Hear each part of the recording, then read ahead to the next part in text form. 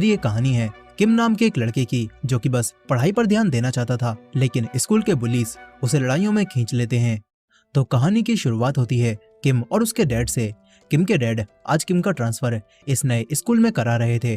किम के dad teacher के सामने किम की काफी तारीफ करते हैं और टीचर भी कहते हैं कि मुझे वाइस प्रिंसिपल से पता है कि किम एक बहुत बेहतरीन स्टूडेंट है, जो कि हमेशा टॉप करता है, और ऐसे स्टूडेंट का हमारे स्कूल में आना हमारे लिए खुशी की बात है। लेकिन इनकी बातों के बीच में हम किम को देखते हैं, जो कि खुश नहीं था।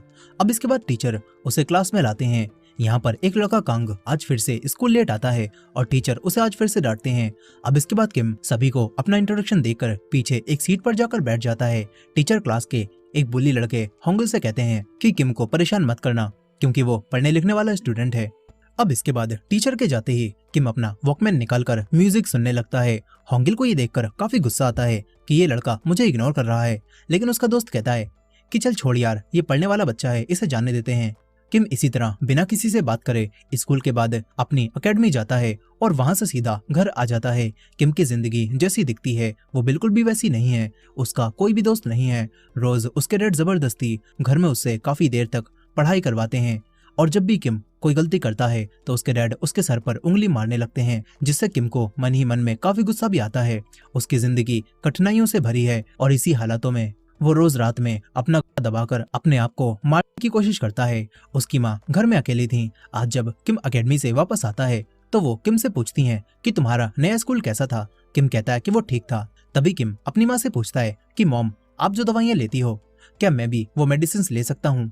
दरअसल किम की माँ किसी वजह से एक बुरे दौर से गुजर रही हैं और वो अपने डिप्रेशन को कम करने के लिए कुछ मेडिसिन लेती हैं, लेकिन किम की मॉम वो मेडिसिन किम को देने से मना करने लगती हैं और पूछती हैं कि तुम्हें कुछ हुआ है क्या।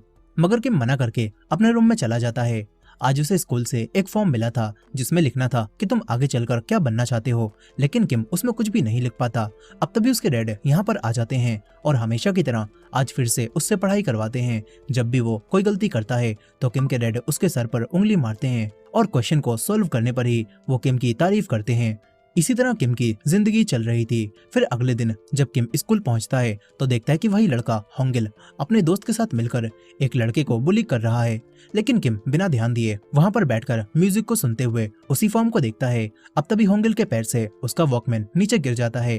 किम देखता है कि वो टूटा नहीं है। किम होंगिल को देखता है जो कि उस लड़के को मार रहा था। होंगिल अपनी उंगली से उस लड़के को मारने लगता है और कुछ कहता है, और ये सब देखकर किम को काफी गुस्सा आता है। उसे ऐसा लगता है कि जैसे ये सब कुछ उसके साथ ही हो रहा हो, इसीलिए किम चीख कर उसे रुकने के लिए कहता है, लेकिन होंगिल अब किम को ही मारने लगता है। होंगिल उसके लाते ही लाते मारता है और किम